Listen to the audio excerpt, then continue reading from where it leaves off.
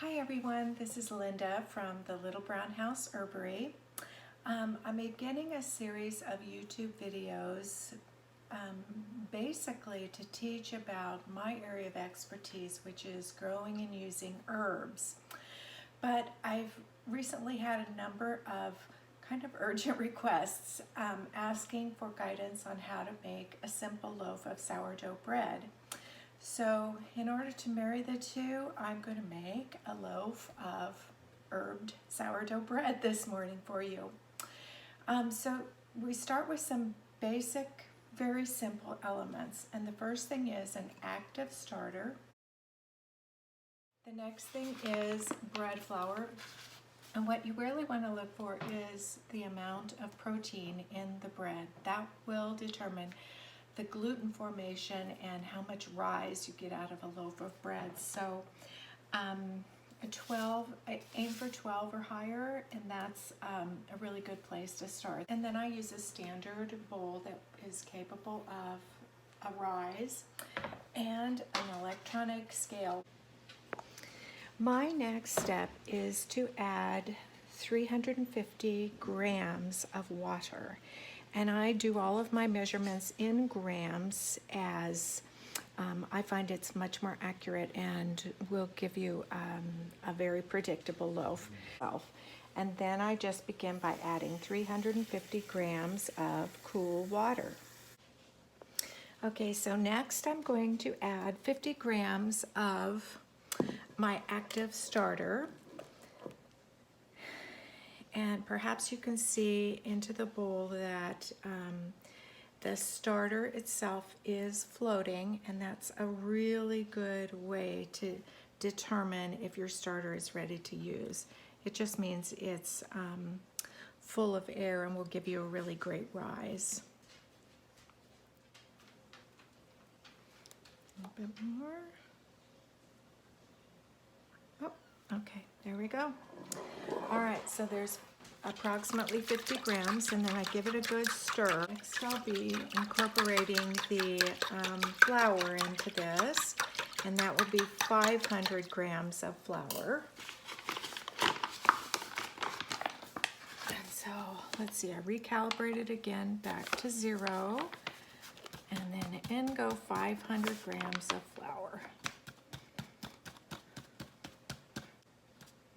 A little bit more. There it is, 500 grams of flour.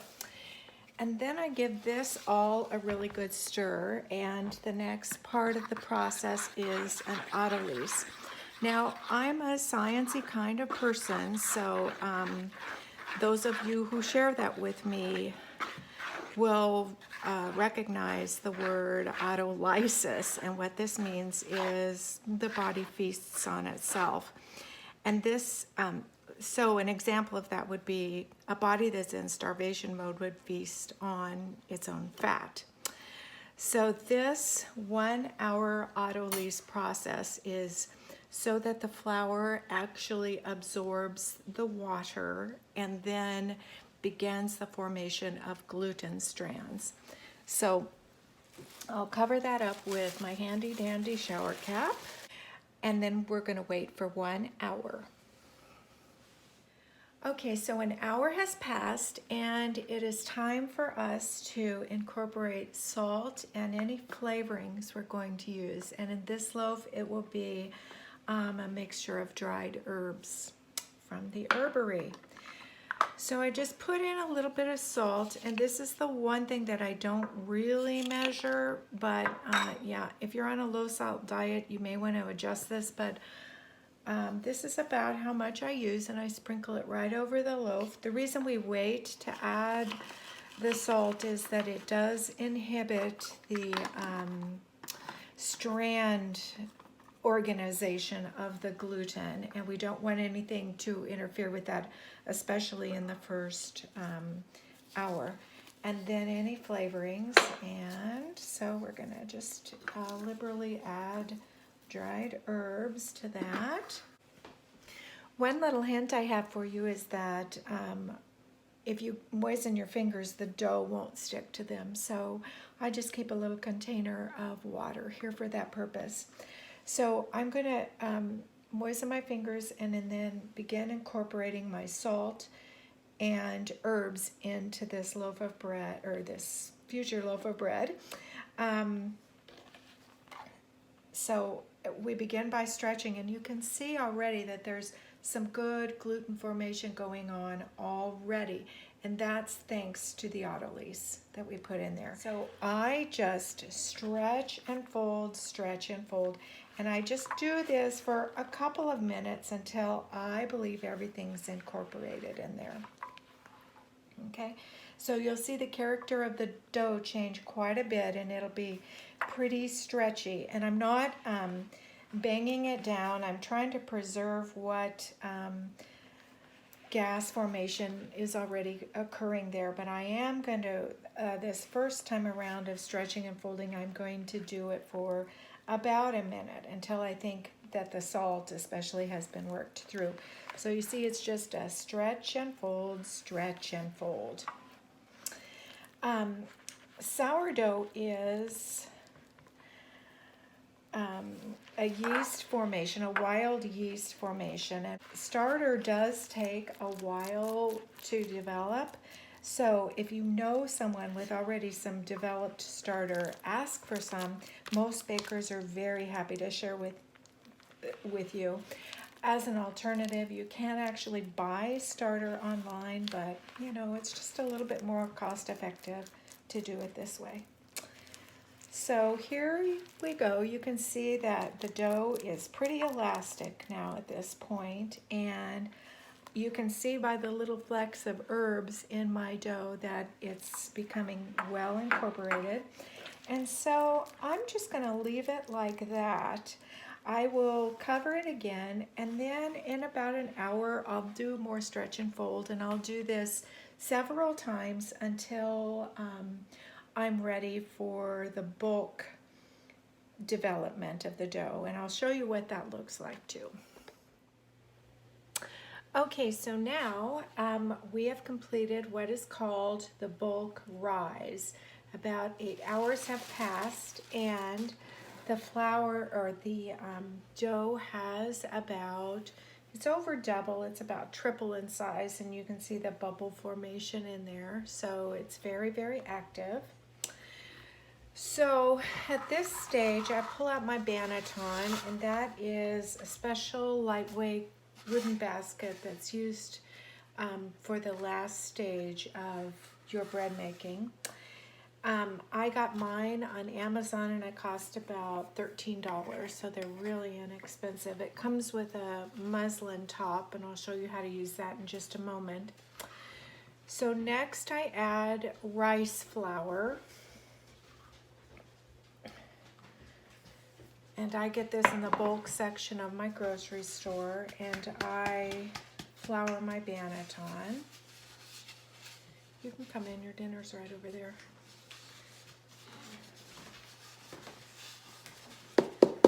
Just like that. And the leftover flour I'll use on my breadboard.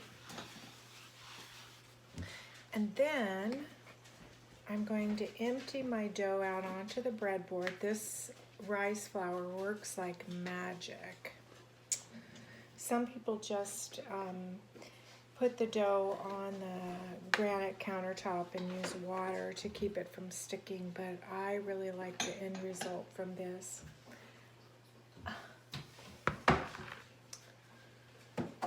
So next, what I do is coat this lightly so that it's not sticky, and I do my shape.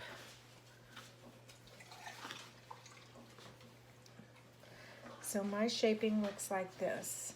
Everybody has their own strategy for doing that, but this is what I like. And you do want to shape your dough rather than to just put it into the banneton, because it will hold its shape. I'm going to shape this into a boule. So I just begin like this, and this is just my own particular technique. And that is really all there is to that. You've got a perfectly shaped boule there. I do coat that with as much of this rice flour as I can so that it won't stick to the banneton.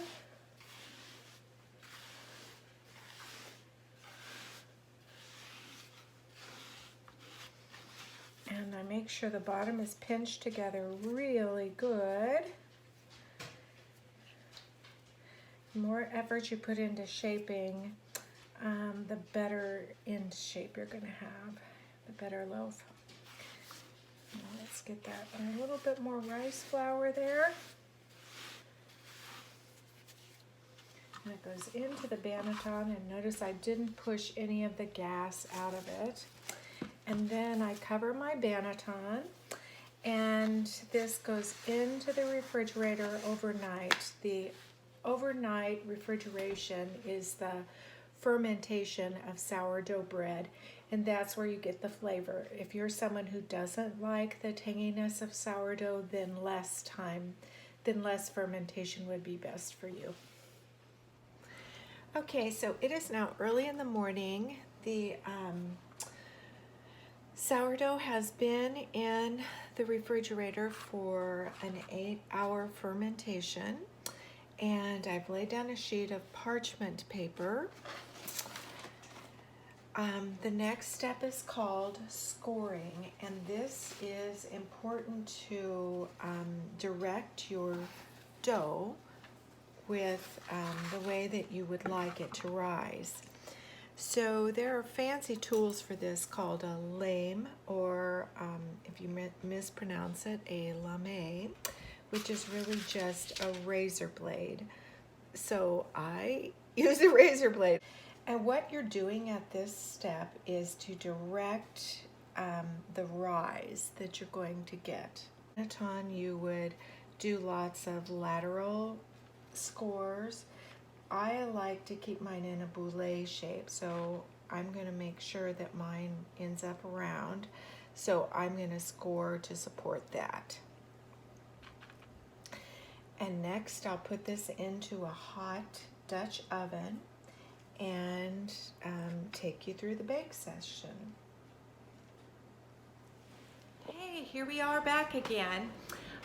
So the bread dough has been in the oven at 460 degrees Fahrenheit for the last 20 minutes. I put my bread in a Dutch oven because that lid helps to steam the bread, so it creates a much fuller rise. Right now, we'll take that out of the oven and show you the rise. This is halfway through the bake.